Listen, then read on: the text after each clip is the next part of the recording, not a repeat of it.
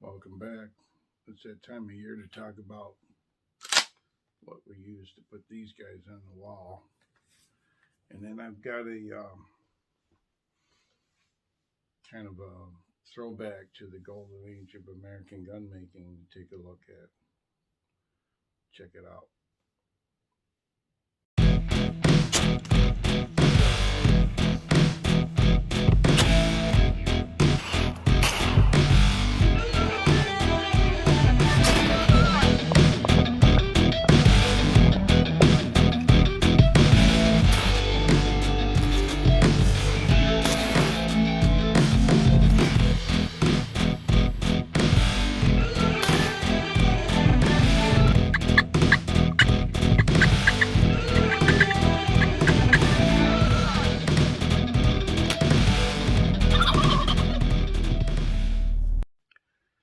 So I was going through the guns. I have a bit of a cough. I'm recovering from COVID presently, so bear with. But I was going through the turkey guns. It's my turkey gun and my son's turkey gun. This one started life as a 1300 Winchester 1300 featherweight with a 22-inch barrel, and I got this one screwing choke tubes. I think that was relatively a new thing. I bought this back in the mid '80s.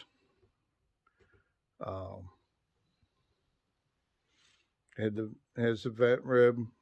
I only got it with the one barrel. You could get it as a combo gun with a slug barrel, but I think the bird barrel was like a 28-inch deal, which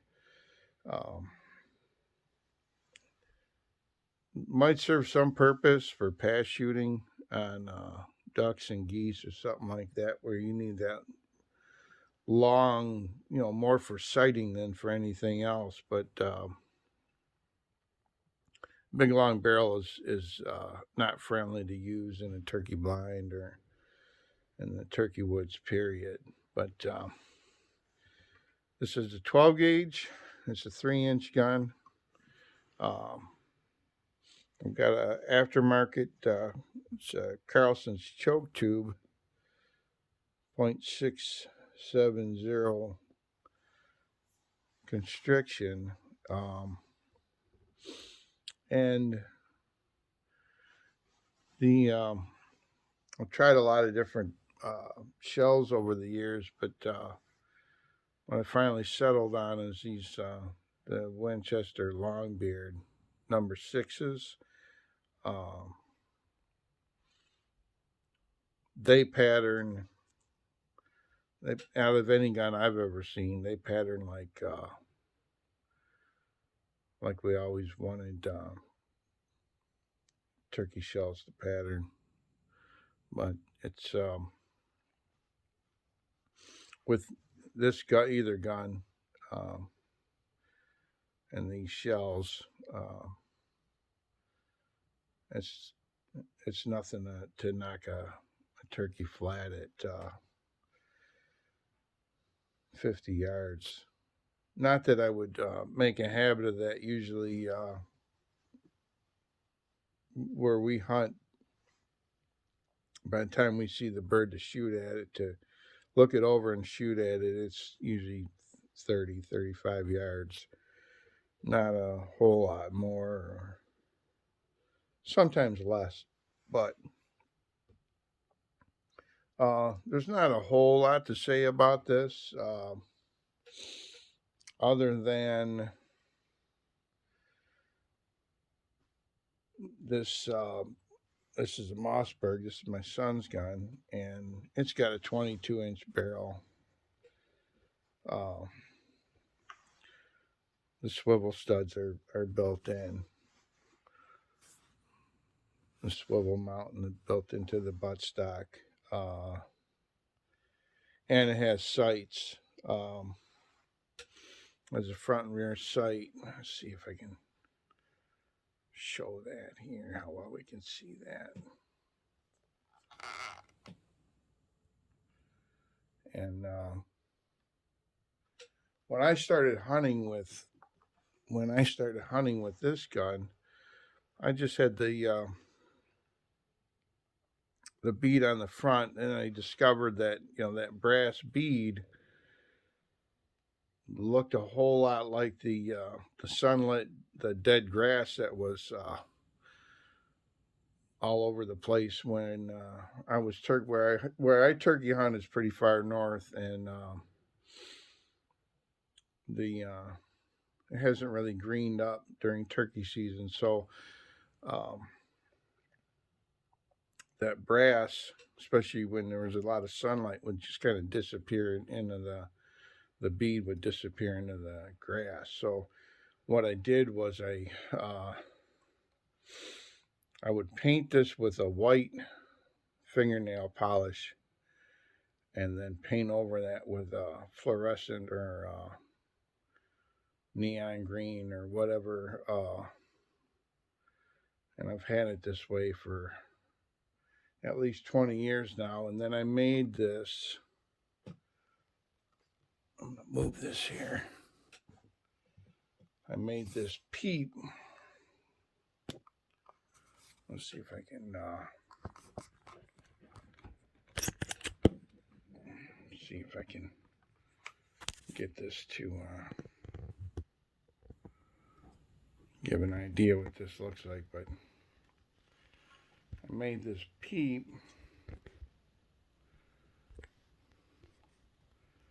so that I can't get the camera down on the stock low enough to line it up. Let me see. Maybe I do this.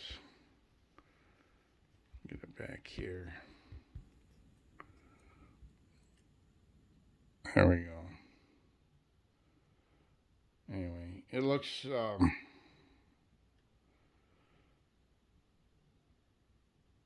maybe looks a little crowded here, but the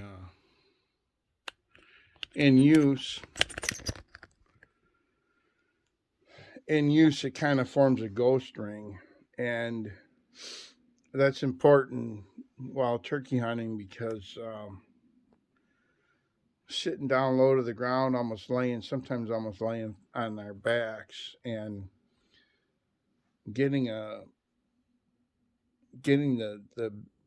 barrel down to press low enough sometimes is a problem. People miss turkeys; they miss high when they don't have a rear sight. You can line the bead up, and if you can't quite get your cheek down on the stock, and you assume that you got a good sight picture, you can end up missing high. So I made this peep. Some of the older guns had a mid-rib bead. I don't have that gun here. It's my son's other gun. It's a 1200 Winchester, but it has a mid-rib bead. It's a smaller bead than the front bead, and you would line up the two beads, which is a pretty good system, especially for wing shooting. But other than that, there's not a whole lot to say about these, other than the you can turkey hunt with you can turkey hunt with just about any gun. Um, 20, 12, high brass. You don't need dedicated turkey shells, but they do help. Um, you just want to pattern that gun and make sure you got a good amount of hits on. If you draw your trace your fist in your forearm, and you want a good amount of hits in the head, and then it would be like the neck on a piece of paper or a paper plate.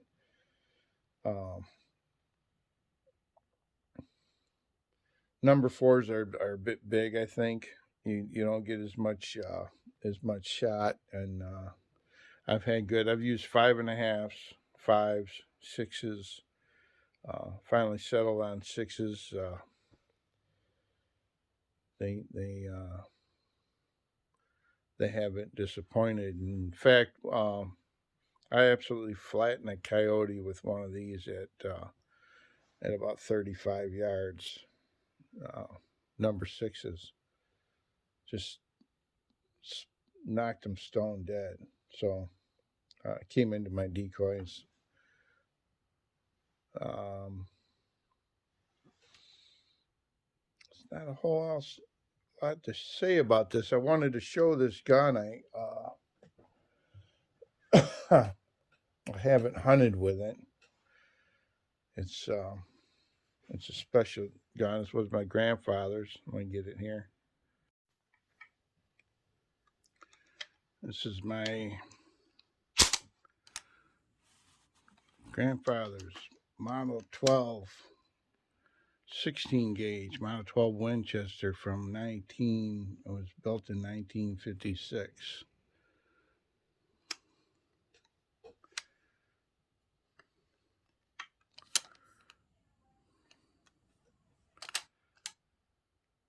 This is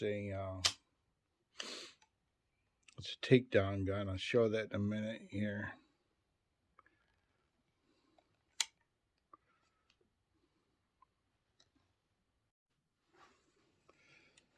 So I measured the barrels about a 27.5 inch. It looks like. Let's see if I can read this here.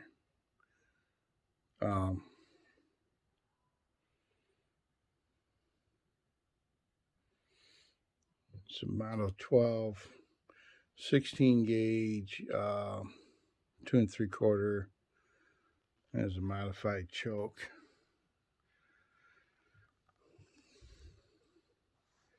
I don't know all the years that they made these guns takedown, but the cool thing about this is you come up here and you have this pin is actually like a wrench. So it's normally in that position. You slide it over this way and you turn. See down here, there's these arrows. But you turn this tube, magazine would turn over until it stops right there. And then you can pull on it, pull it forward like that until it withdraws from here. And then you take the whole the slide and the barrel, the mag tube. You should be able to, let's see.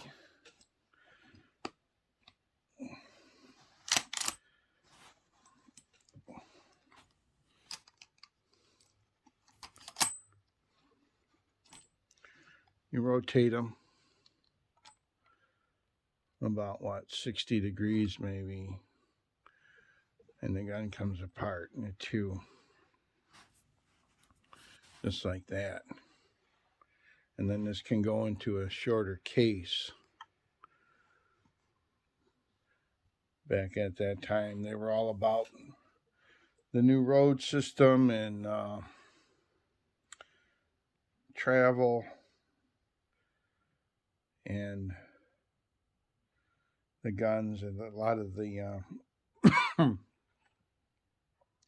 guns they made takedown version of, but this is one of them for the Model 12. So it has you see here, it's got an interrupted thread on the barrel extension. Let's get the same thing on the mag tube.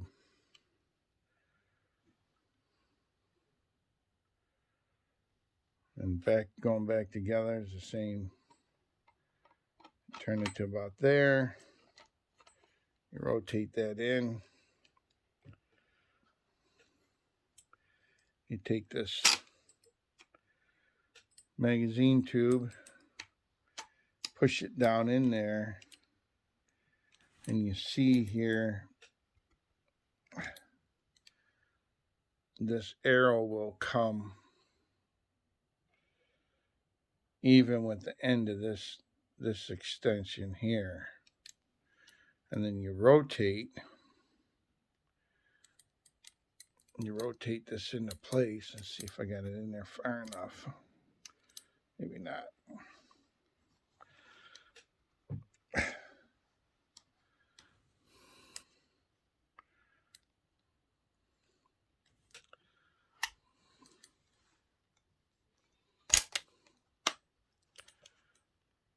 There you go.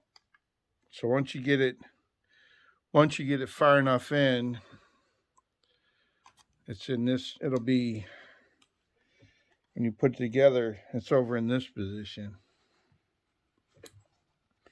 You get it far enough in, it'll rotate until these two arrows line up. And then once you have that, you can push this pin back up into there. And the gun's ready to go. It's an all steel gun. Well, other than the wood, but the subsequent models, the model 1200 and 1300 and that had trigger group where the trigger guard was plastic. But this one's all steel. It's got a real nice, I mean, it just falls right open. Let me push this release. And back then, the 16 gauge was a lot more popular now for upland hunting. He uses for mostly for snowshoe hares, maybe some pheasant, but hunting snowshoe hares was their thing back then. It's a nice trim gun. It's a lot of times more modern 20 gauges are actually built on a 12 gauge frame, and they just got a smaller hole in the barrel. But back then, this gun was an actual 16 gauge by design, so it's physically smaller. It's easier to carry, and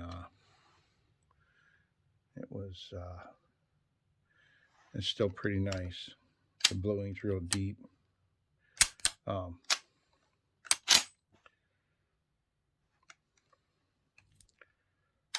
Very well made. Anyway, going turkey hunting soon.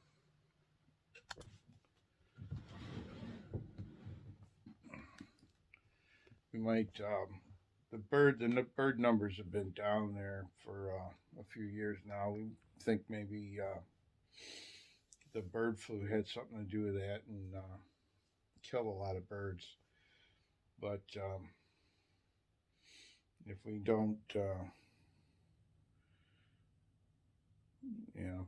if we're not seeing a lot of them, we might just switch to coyote hunting or just hang out and put out some cameras. Who knows what? But anyway, until next time, thanks for stopping by.